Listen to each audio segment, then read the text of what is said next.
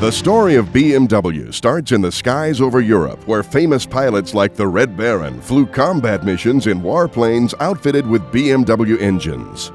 Named the Bayerische Motorenwerke on July 21, 1917, BMW was the result of a merger between Gustav Otto and Carl Friedrich Rapp, the founders of two well-known airplane engine manufacturers.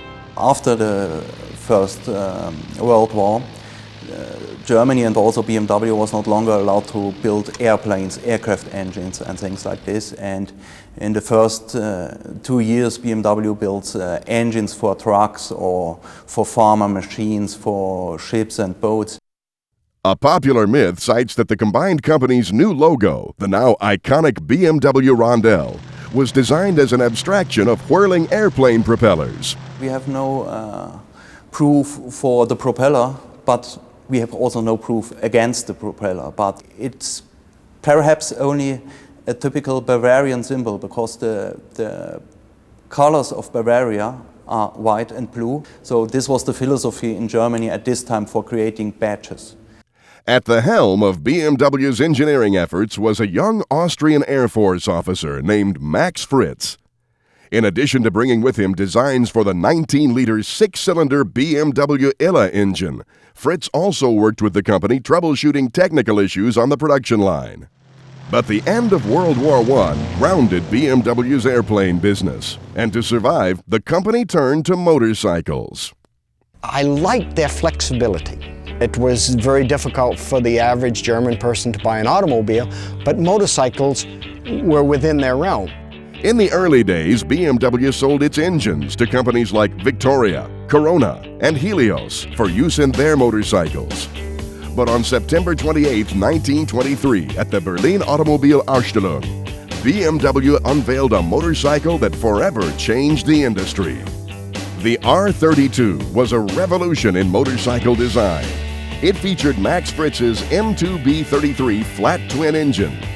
Transversely mounted to allow the cylinders to air-cool, the 494cc side-valve engine could conjure 8.5 horsepower at 3,300 RPM. This gave the R32 a top speed of 59 miles per hour. In aircraft use, reliability is of the most importance. Nobody wants to be in an aircraft and have a problem with an engine. So in BMW's attempt to be successful in that market, they realized that their direction must be in the production and promotion of the most high quality, most reliable power unit. And while it wasn't the fastest motorcycle on the road in those days, it provided a better ride than any other machine of its time. In addition to its unique engine, the R32 featured a car-like clutch and a shaft drive that required much less maintenance than other machines. It's amazing. You ride a 70s BMW and you stop and somebody says, look, they had drive shafts back in the 70s. You drive a 50s BMW and you stop and they say, look, they had drive shaft in the 50s. And of course, you drive a BMW in the 20s, they look and say, gee, they had a drive shaft in the 20s. I would admit that that is the most common astounding quality that people are surprised about with the BMW. The simple but elegant lines of the R32 signaled that form would follow function at BMW. The phrase form follows function actually came from the Bauhaus in the 20s and 30s when BMW motorcycles were arriving. So the whole movement which happened in Europe in the 20s and 30s was, let's get rid of the stuff that doesn't do anything. So now, 1923 came this BMW, which also in its context was very clean. A year later, BMW released its second motorcycle, the R37. Designed as a racing version of the R32, it featured Rudolf Schleicher's light alloy cylinder heads and brought BMW their first German championship. But never content to rest on its laurels, BMW continued to refine its designs and seek out new challenges.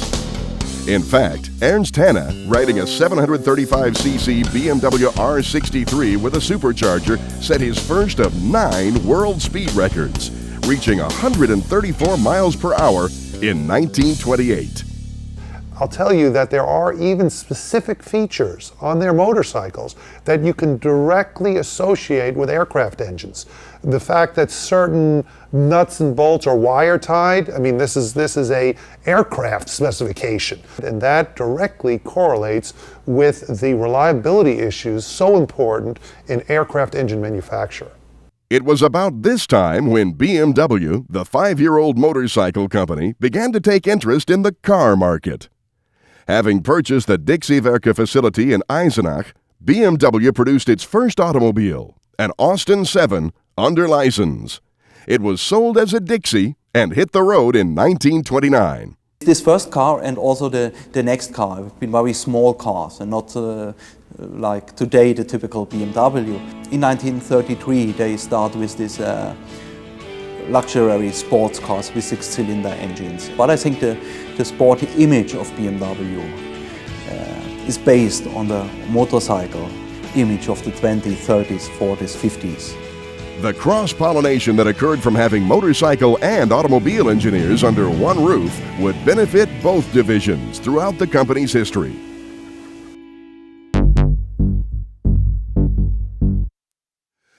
BMW didn't invent the Boxer engine, so named after its pistons, which worked in opposite directions like a flailing boxer's arms. However, BMW did revolutionize the concept with the M2B33 model engine. To overcome the heat problem suffered by the rear cylinder in the typical horizontally opposed Boxer engine, Fritz rotated his engine 90 degrees so that it would be at right angles to the direction of travel. He then mounted the gearbox directly to the engine. This gave him the opportunity to run a shaft back to a bevel drive at the rear wheel as opposed to using a chain drive. Chains, as many riders know, are not especially reliable, whereas BMW's experience with the bevel gear drives in aircraft had been positive. Fritz, therefore, adopted the concept to BMW motorcycles. As a result, they both ran better and required less maintenance because of this feature. One of the things that's different about the older BMWs is that they require a little bit more effort and time to both ride and start. This is a 1927 R47. It's 500 cc's. On the right side, I have the shifter, which is used to go through the gears. Currently, it's in the neutral position. All the way up would be first. All the way to the first gate would be second gear, and then all the way down is third. So that's the shift pattern. As far as the controls are concerned, you have a throttle here, which is operated by your thumb. You have your mixture control, which is also operated by your thumb. You have to operate, obviously, both of those as you're running the bike down the road. On the other side is the retard and timing advance mechanism. This also has to be operated while you're running the bike down the road. To start the bike, there's a procedure that you need to go through. The first is to retard the timing, richen up the mixture, and hand crack the throttle. Then this particular one I'll run off of this sport tank, which is used during racing events. I'll flip on the gas there. We'll tickle the carburetor a little to raise the level of fuel in the bowl. Once that's done, put the kickstart out, and with a little bit of luck, we'll be able to get the thing fired. You can use your right or left foot, and we'll give it a try.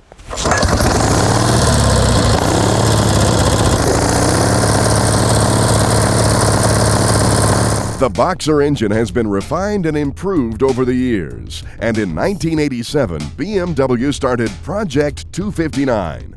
The objective was to create a 1,000cc, 90 horsepower Boxer engine. 6 years later, the greatly anticipated second-generation Boxer, called the R259, was born. The original R259 was BMW's first 8-valve Boxer engine, and at 1,085 cc's, it generated the 90 horsepower required in the original project objectives. Unlike the preceding single-cam overhead valve Boxer design, this new engine features BMW's high cam concept. A single chain-driven camshaft in each head, operating 4 valves per cylinder with short push rods and rocker arms. Fuel injection and ignition timing are handled by a Bosch Motronic engine management system, and a 3-way catalytic converter cleans the exhaust.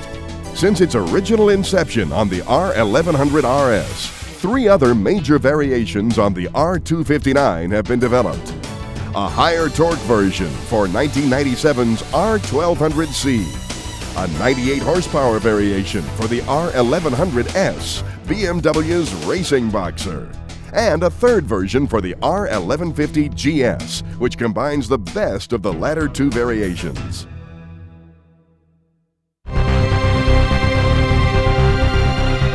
By the early 1930s, the German Army had taken notice of BMW.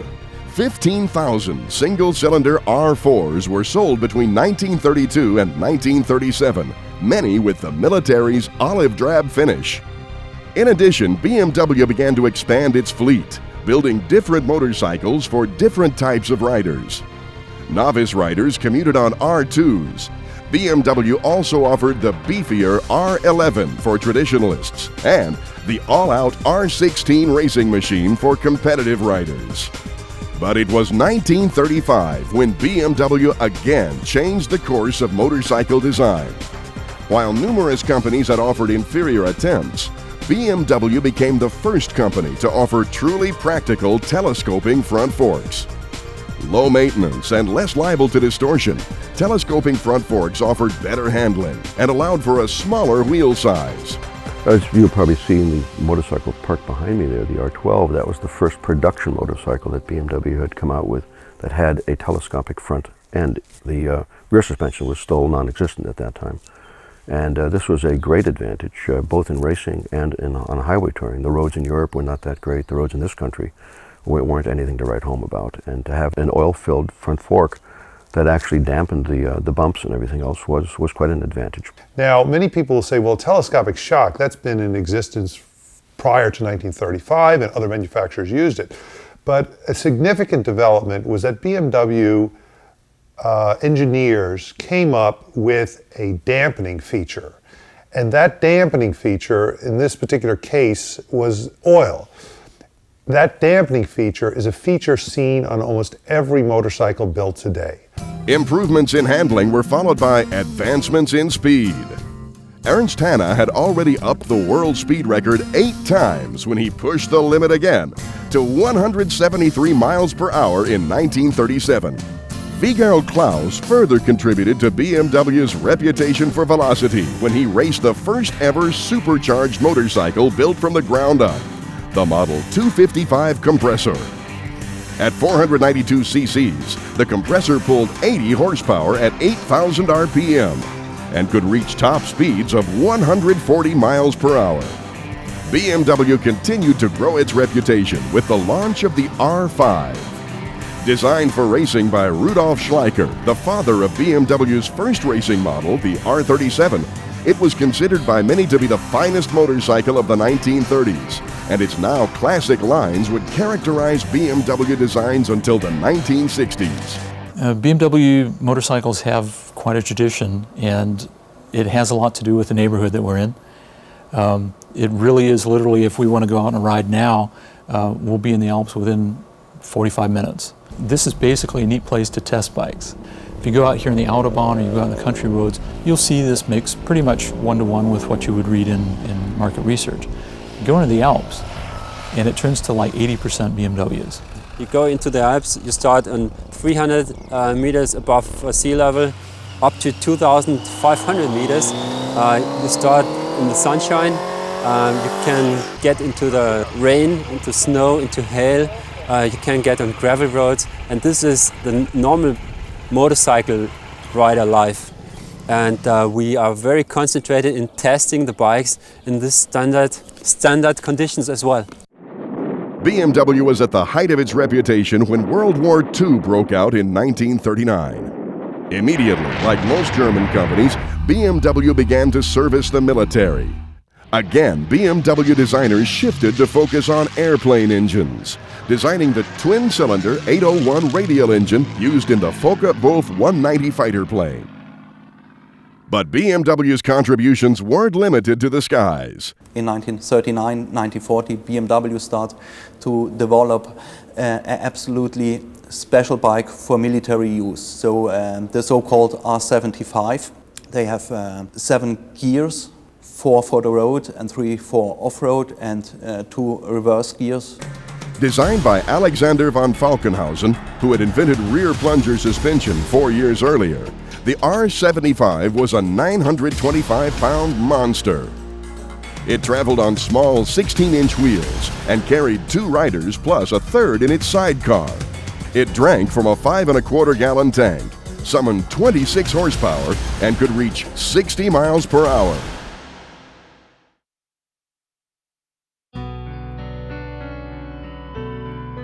BMW emerged from the aftermath of World War II, forbidden to manufacture anything except pots, pans, bicycles, and farm equipment. Though the company had ignored orders to destroy its facilities, much of it had been ruined by bombing or removed by looters. By 1946, restrictions were relaxed, and BMW drafted plans for its first post-war motorcycle. Comprised of surplus pre-war spare parts, the R24 utilized the running gear of the 1937 R23, combined with a new single-cylinder engine equipped with a centrifugal ignition timing. BMW would sell 12,020 R24s during its production run from 1948 to 1950, and slowly but surely, the company came back from the brink of ruin.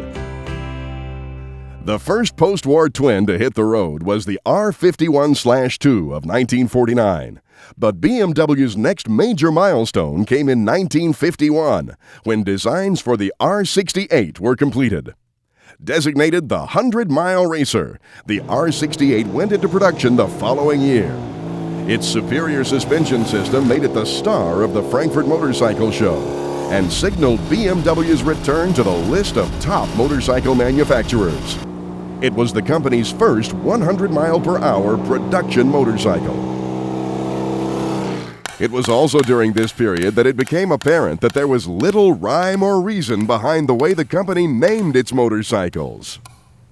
How the nomenclature works for their models is extremely unclear.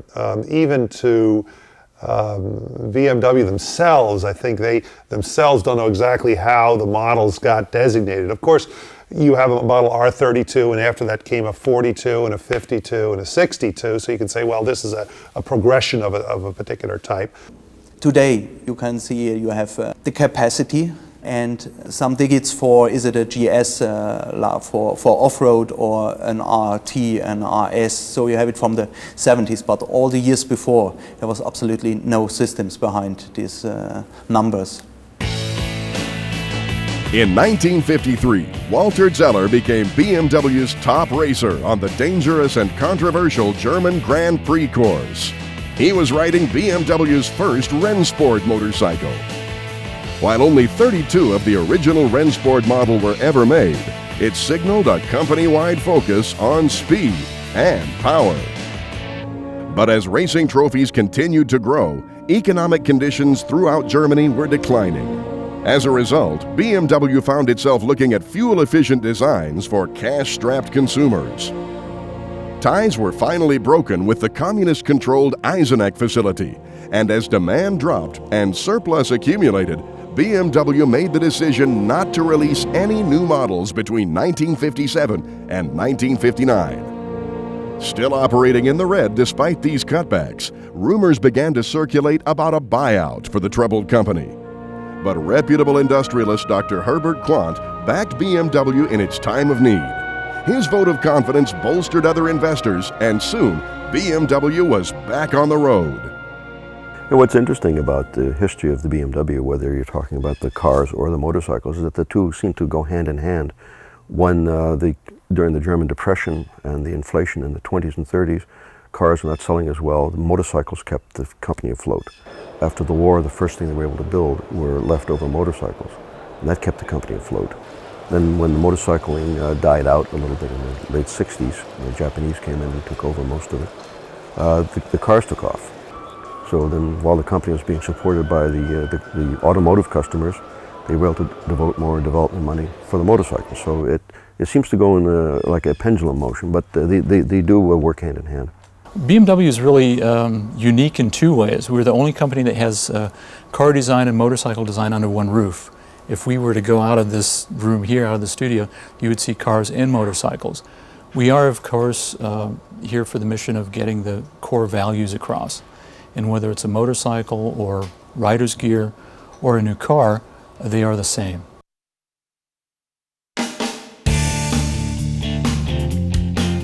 As if to shake off the bad fortune of prior years, BMW raced into the 1960s with its fastest boxer to date, the now classic R69S. Featuring a peeled dolphin fairing and extra high final drive gearing, it topped out at 109 miles per hour while still offering a smooth, quiet, and sturdy ride. The car market was growing rapidly, while boxer demand and production was on the decline. Again, rumors circulated, and loyal BMW motorcycle riders began to fear for the future of the flat twin. But internal lobbying and the faith and support of loyal riders convinced the company to continue pursuing motorcycles. But it was the launch of the greatly anticipated /5 series that put BMW motorcycles center stage again. Decidedly more modern looking and benefiting from advancements and knowledge from the automotive group, the R75/5 became BMW's first 750cc machine since 1941. And that /5 bike was a tremendous departure from many of the manufacturing design and techniques that BMW had prior to 1970. A new frame, new style tanks, new fenders, completely new suspension. Retaining the characteristic smooth and quiet ride of a BMW, it was the company's biggest departure since the original R32. The entire engine had been flipped, and the addition of long-travel telescoping front forks and upswept silencers gave the R75/5 a sleek, racy appearance. When I compare a BMW of the 60s to a Japanese bike of the 60s, the very first thing I see is the fasteners. The BMW has always used a substantial fastener, almost always over-engineered.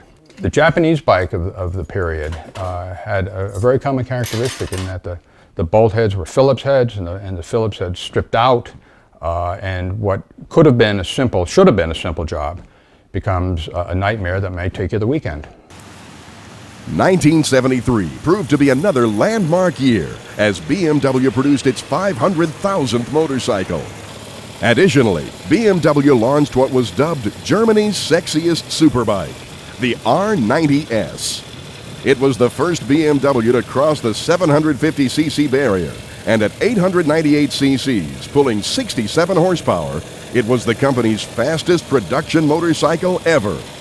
It was the first motorcycle with a serial cockpit fairing, and to counter its 125 mile per hour potential, also the first BMW with disc brakes. So at this time, these Japanese companies set the benchmarking on the international motorcycle market, and BMW sets their own benchmarks. For example, the R90S from 1973, the first motorcycle with a cockpit fairing and with this fantastic two-colored painting. The R90S, when that came out with the smoke finish, that set the world on its ear. Then came another Japanese bike, and then an answer of BMW, for example, the 1976 R100 RS, the first motorcycle in the world with this complete fairing. Then the people stopped looking at BMWs as being antiques, modern antiques, upgraded antiques. A lot of people still thought that these were German army bikes that had been painted silver, kind of thing. Tested in the Pininfarina wind tunnel in Italy, the contours of the R100 RS fairing design remained unchanged until 1993. We have kind of built a reputation on wind and weather protection. It adds an interesting look to the motorcycles. There is a unique look to our faired motorcycles. Also a detail, when you think of many motorcycles, they still have the look that, if there's a frame that goes through from the steering arm down to the swing arm, it kind of divides the motorcycle. In the past, it really was true that you'd buy your motorcycle and you'd get a fairing, you kind of put it on the front. BMWs are the finest, in part because of where they're from. They're almost the ultimate expression of German or Bavarian engineering, the almost obsessive quest for precision and for perfection. I have, in past occasions, taken my brand new 2003 Boxer Cup, put it outside, and next to it put my 1925 R32. And what is so interesting is many people will look at it and see the tremendous contrast. I look at it and see the tremendous similarity. By now, BMW had established itself as a leader on the tarmac and on the interstate. The next frontier? Off-road. In typical BMW fashion, their entry made a splash. The R80 GS marked the first appearance of single swinging arm suspension on any production motorcycle. Called monolever by BMW, it was another industry-altering addition. With more predictable control, the R80 GS spurred many imitations, but none matched it for performance. It was the first big motorcycle for off-road riding, but it was designed for perhaps 20% off-road riding and 80% for riding on street, and that's also visible in the name. It's called GS in Germany, Gelände. It's for off-road, and Straße for street. So this was a mixed bike. BMW tested its new dirt digger in the world's most grueling race, the Paris-Dakar Rally. But while the Boxer was staking territory on road and off, back at BMW, work was being done on a completely new engine design.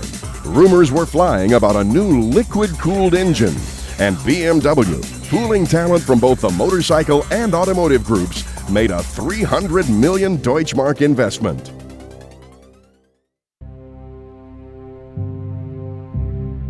There is a huge sharing of camaraderie among the BMW riders.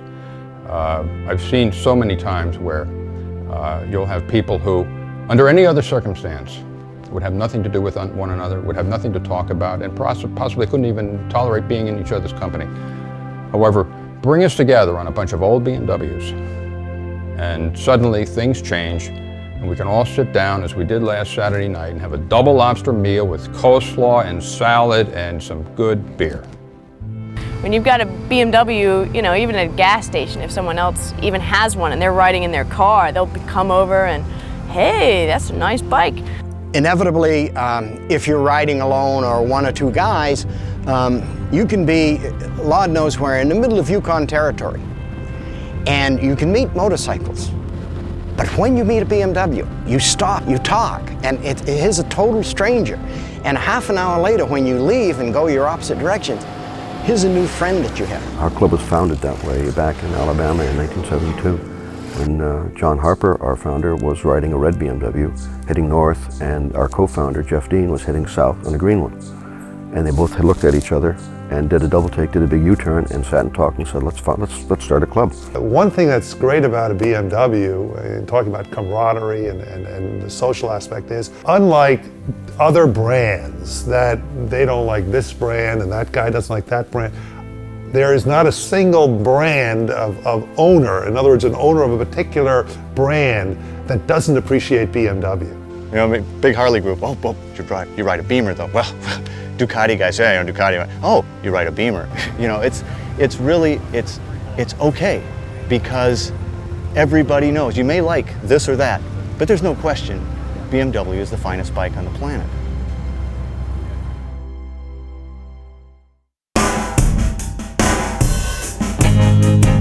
Within a year of creating its first motorcycle, BMW had already won a championship. Rudolf Schleicher, riding the R37, set the pace for what would become a long line of racing accolades stretching across 8 decades. Between 1929 and 1937, BMW would accumulate 67 world records. Among them was George Meyer's first-place win at the Senior TT at the Isle of Man, where he became the first foreigner on a foreign motorcycle to win this event. A number of years after World War II, Germany was invited back into international racing, and at the 28th International 6 Days Trial in 1953, BMW re-established their reputation with 7 more gold medals. And after this, BMW got a reputation because the English magazine The Motorcycle wrote a long article about the BMW construction. So BMW got international reputation after this 6 days trial. But it was in sidecar racing that BMW truly dominated. Beginning in 1954, BMW captured 19 sidecar titles over the next 2 decades. In 1973, Klaus Enders became the first man to win 5 world sidecar titles. Enders won again in 1974, setting a 6-title record that still stands today. About the same time, BMW set out to win the Paris-Dakar Rally. Considered the toughest and most demanding race in the world, 70% of the Paris-Dakar Rally takes place off-road, most of it through the brutal deserts of North Africa. BMW finished first in its inaugural year at the rally, with Hubert Auriol crossing the line a full 3 hours ahead of the second-place rider. BMW and Auriol repeated this victory again in 1983.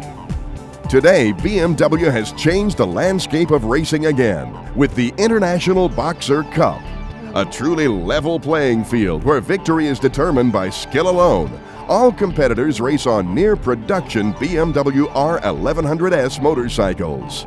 We go out racing with a standard sports touring bike, riding this bike on a very, very high race level, and this gives us very, very good results in terms of durability of the bike on a race level, in terms of how feel the bikes on a racetrack when a real professional rides the bike on a very, very high level.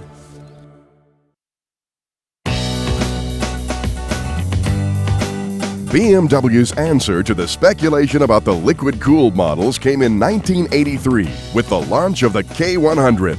To keep the signature low center of gravity, the K100's 987cc engine was mounted horizontally, just like the Boxer. But the K100 had a host of new features, including BMW's compact drive system, comprised of a 5-speed gearbox, car-like clutch, and an inline drive shaft running to the rear wheel. Reaching top speeds of 132 miles per hour, the K100 was BMW's largest departure ever, shattering perceptions and ushering in a new era for the manufacturer. At this time, people asked, oh, is it a real BMW? BMW needs a Boxer engine and not an inline engine. But the customers gave the answer. They said it's not a Boxer, but it's a typical BMW. But despite the nervous fears from Boxer loyalists, BMW never abandoned the flat twin, and it continues to develop both lines to this day. The completely redesigned R100 GS, nicknamed the biggest dirt bike in the world, marked the debut of the paralever suspension system. There are several problems with a drive shaft, inherent to a drive shaft driven rear wheel. On the early BMWs, one problem that existed was that when you accelerated, the back of the bike would come up, and that was due to the torque of the wheel and the subsequent effect on the suspension. Comprised of a double-joint, single-sided swinging arm, the paralever system greatly reduced the vertical forces exerted by the drive shaft during acceleration and deceleration. Meanwhile, some of BMW's flying bricks, as the K-bikes were affectionately called, became the first motorcycles equipped with ABS standard. This monumental leap forward eclipsed other companies who reserved ABS only for their top-tier models. Using electronic wheel speed sensors and computer data processing, ABS determines if a wheel is decelerating too fast during braking. If a wheel locks up, the sensor instantly relays the information to the electronic control unit. And that's when the anti-lock brake system truly does what no rider can: accurately limit the amount of pressure to the wheel in danger of skidding, while still applying enough pressure to safely stop the bike. I saw a demonstration of that and I was amazed. You know, the man could be skidding through pools of oil and water without falling down. But a bolder glimpse of motorcycling's future came in 1989 with the category-shattering K1. Flashy and futuristic, the 4-cylinder 1000cc K1 had a coefficient of drag equivalent to Formula One race cars, and it could go from 0 to 60 in 4 seconds, the fastest acceleration of any motorcycle ever. The K1 featured ABS, paralever suspension, and was the first production motorcycle with digital engine electronics. In Germany, it was voted Best Motorcycle of the Year. Abroad, it broke every existing stereotype of BMW.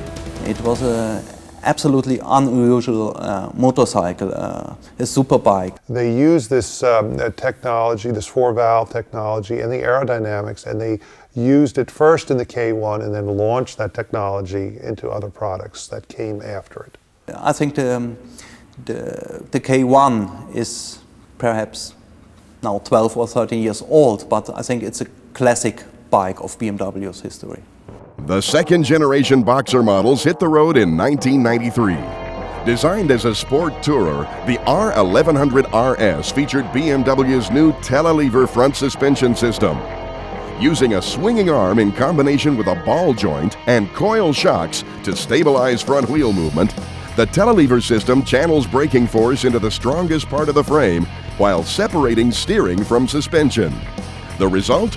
Even more precise handling.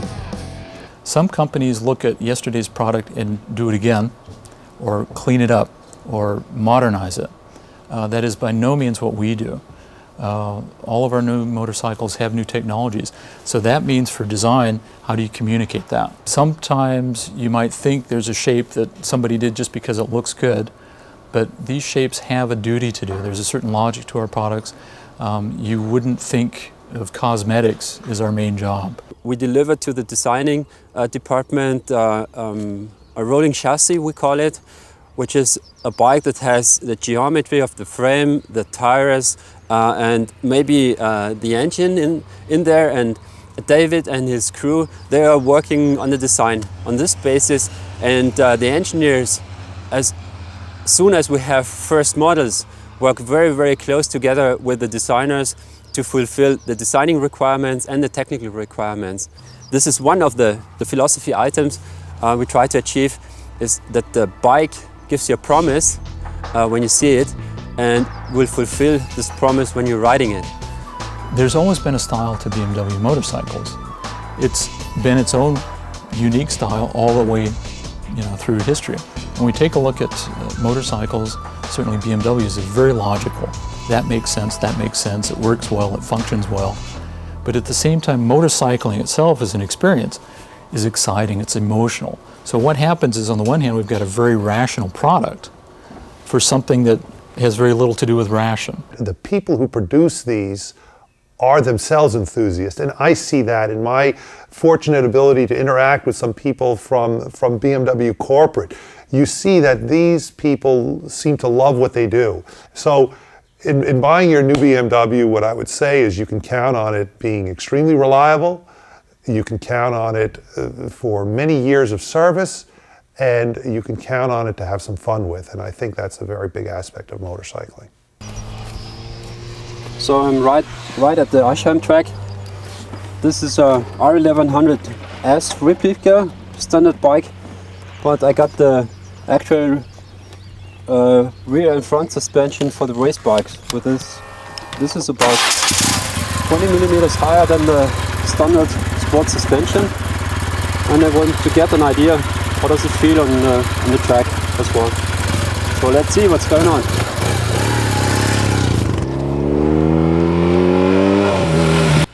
I want to get an idea how does it handle and how stable is it in braking, and to get an idea of the whole system.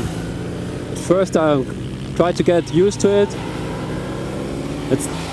The whole chassis is really high, and I'm sure no rider and no race rider can easily touch the ground with the cylinders right now, which limits the box engine in terms of narrow turns and narrow curves. Left-hand corner, I tried to do some pull and push on the handlebar.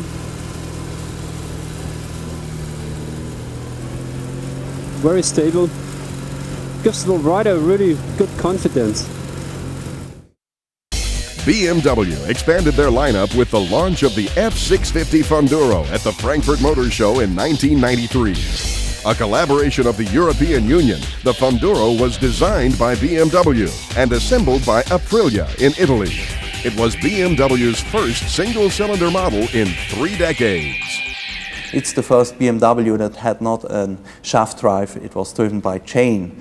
But people see, oh, it's not a shaft-driven bike, but it's a typical BMW. And so BMW had a new market, mainly for new riders, for young people, for women, because these bikes are not so heavy. Numerous other updates followed, including the R1100 GS, BMW's colossal enduro, the R1100 RT, the most weatherproof high-speed motorcycle ever, and the K1200 RS, BMW's first motorcycle with a 6-speed gearbox.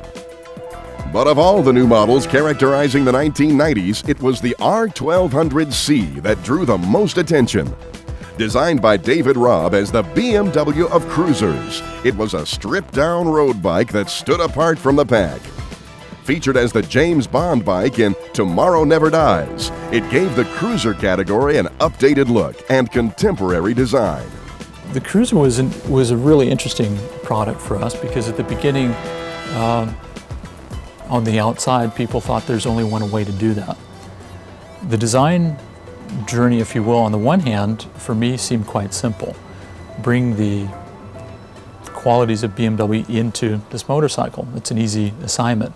How to do it, of course, was a challenge. It was very important to get the point across that it's something that's viable.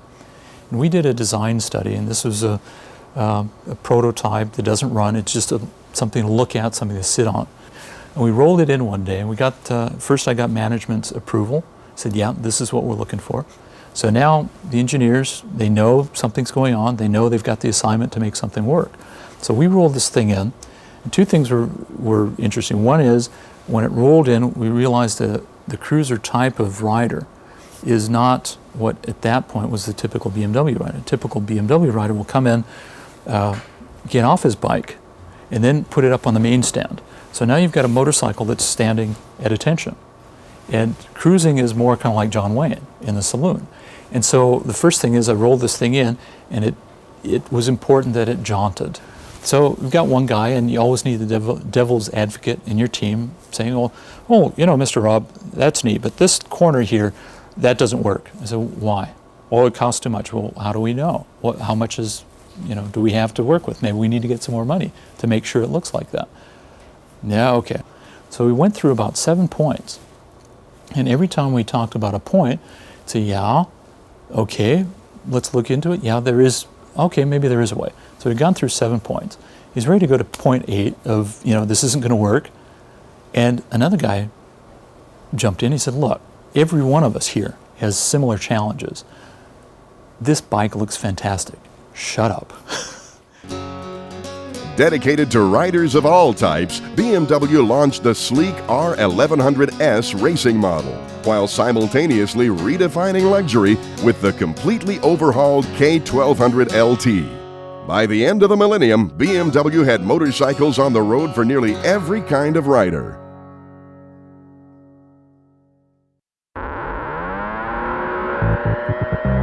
BMW had spent a number of years generating new designs for air and liquid boxer engines. These were eclipsed by Josef Fritzenwanger's proposed design for a horizontally mounted, liquid-cooled inline engine for a motorcycle. Increasingly stringent emissions and noise regulations favored liquid-cooled engines, and BMW invested heavily in the concept. The first design came in 1978. It was for a 1-liter, 3-cylinder engine. A corresponding 1.3-liter 4-cylinder version was also considered. Prototypes were built and tested, and BMW decided to pursue a 4-cylinder version of the 1-liter engine. At 987 cc's, it was called the A30. It was installed on its side to preserve BMW's characteristic low center of gravity. The engine itself was kept as short as possible for installation purposes. Relatively long stroke proportions were selected to this end. Measuring a tight 76mm center cylinder distance, all 4 cylinders were Siamesed. They were configured in an open deck design, remaining freestanding. The individual valves were arranged in a narrow V angle and were operated by twin chain-driven overhead camshafts. Power was transmitted through a gear train to an intermediate shaft below the crankshaft. From there, it went on to the gearbox. The oil and water pumps were driven from the front of the intermediate shaft. The new engine was also outfitted with both electronic fuel injection and an electronic ignition system. The next version of the Flying Brick, at 100 horsepower, featured digital engine electronics and a completely re-engineered cylinder head, receiving 4 valves per cylinder. The capacity increase was gained by enlarging the bore from 67 millimeters to 70.5 millimeters.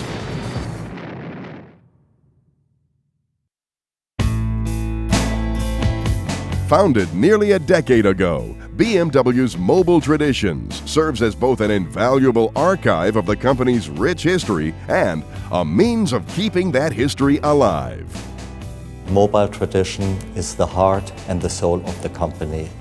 So that means Mobile Tradition was founded in 1994 in order to centralize all activities of BMW relating to BMW's history in one organization, or let's say under one roof. I think there's a kind of responsibility for history, not only for the history of our company, but also for the history of all motorcycles and cars. Mobile Traditions is charged with the safekeeping and ultimate accuracy of BMW's 80-year history, including the preservation of all the landmark motorcycles and innovations during those years. For those interested in BMW's history, that means having access to the Mobile Traditions' in-depth and meticulously kept library of original documentation, covering everything from engineering concepts to yearly production figures. It also includes a collection of authentically refurbished vintage motorcycles, some extremely rare. These machines are made available to the public during traveling exhibitions and at BMW's headquarter facilities. This building is not for the public, but we are inviting journalists or other groups which are very interested in the history of BMW. But we have our museum where the broad public can visit BMW and the history of BMW, cars, motorcycles, aero engines as well. But in this building, it's a bit something special, and all the visitors coming out of that building, they have glance in their eyes. But in addition to these invaluable archives, records, and collections, Mobile Traditions also supports over 60,000 riders who still sit in the saddle of vintage BMW motorcycles. A carefully warehoused collection of parts and components for old BMW machines is available to help riders and collectors maintain their treasured BMWs with authentic parts. Over the past 5 years, I'd say, I'm seeing an increasing availability of parts directly through BMW, through the Mobile Tradition division. We've used a number of these parts in this shop, and we're very, very pleased with them. The collection that I have today, needless to say, is far more ambitious than what I started out. And at one point, I came to realize that I had perhaps 50% of all of the models that were built between the original motorcycle in 1923 and the bikes made in 1976, which is where I decided to cut off. So when I realized I had about 50% of the models available, then I really thought, well, okay, I need to put an end to this collection somewhere. And so I said, all right, if I had one model of every BMW made from 1923 to 1976, that would be a nice collection. I had my last love affair with the Japanese bike and became just totally bored with the excessive weight, performance, and bad balance of the Japanese bike, and fell in love once again with the vintage BMW. My wife is my life partner and my partner in this shop. We work together. Most of the time when I am here, she is, and vice versa. She has her individual tasks as I do, and in addition to that, we have many shared tasks. It's quite a pleasure to be working on two sides of the motorcycle and to be enjoying the task at hand, as well as being together, as well as sharing our life.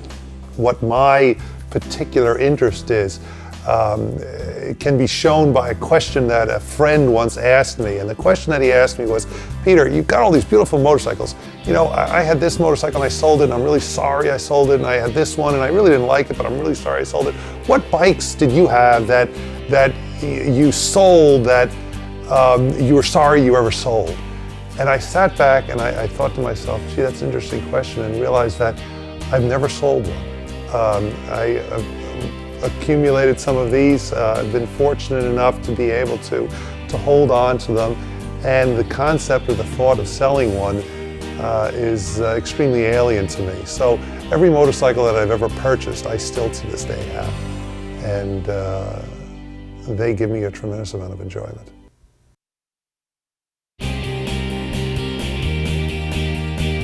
Today, BMW Design and Engineering continue to work together to turn out innovative motorcycles.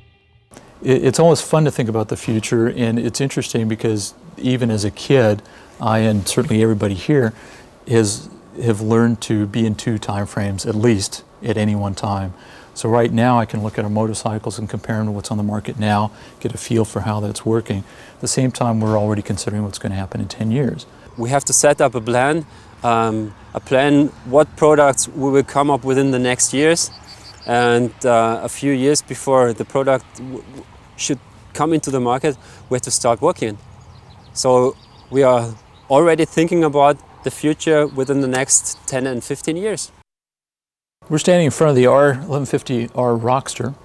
This is a new version of the R1150R, which is a naked bike, but that's just the basis. When you take a look at it from the front, you already notice that something is different. If you take a real close look, you'll notice that there's some brown spots here because this is not a real motorcycle, even though it looks like one. That's the clay that we use to form and shape the motorcycles that we have. It's painted in such a way that it looks real, and that helps us make our decisions. We put the sporty suspension in it, which raises the rear and get the rears higher. If you move a little bit towards the front now, what we'll see is the front of this motorcycle, which offers a new headlight combination, gives it more character, a little meaner look, and it works very well from a functional standpoint with the asymmetric headlights. On the front, we do have front fork from the R1100S, our sports touring bike, and also the telelever construction, which is the light telelever from the R1150S. From the asymmetric headlights up to the bikini fairing, we offer just a tiny bit of wind protection without offering too much for this segment. We definitely put the new IBS system, the integral IBS system, and the bigger brakes in this bike. If we move along the body, we see something that's very important to this motorcycle, and that is this air intake and air outlet for the integrated oil coolers. It gives this motorcycle a very strong character, almost a shoulder, muscles in this area, very muscular, and the graphics accentuate this, taking your eye along the bodywork, along the side, very flowing, very narrow waist, all the way to the back, almost a hornet's tail end. The seating position is different. The rear is higher, and you can see sitting on the bike, you sit in a more aggressive, more dynamic position. You have the bike between your legs, your handlebar is wider, and it's like you're surfing on a bike. So what you see here is a very flowing shape, very aggressive shape, and this is the new R1150R Rockster. Today, BMW continues to expand with motorcycling itself into new areas. And the 80th anniversary of this legendary company is not only the celebration of remarkable motorcycles, but also of the people who ride them. It's kind of all about the journey. I mean, it's a cliche, but it's kind of about getting to your destination, enjoying the ride there. So BMW, I think, is really proud of the fact that their motorcycles will take you a long way. BMW riders are a little bit different as a category of people. They tend to be, I think, a little bit more independent. This bike replaced my husband and all my friends. We've been on the road now for 14 months, and it's been the most amazing 14 months of our lives. It's not a bike for everyone, but those who choose it become very faithful to it. Even at 80 years old, BMW still has that youthful, restless energy that makes great motorcycles. They still explore, still push boundaries, still look to reinvent themselves with every new model. After all, for as far as they've come since 1923, there's still a long, long road ahead. And for BMW and its riders, it's about getting the most out of every mile. I think once you ride a BMW, you can try a lot of other things, but there's not too much grass that's greener than the BMW.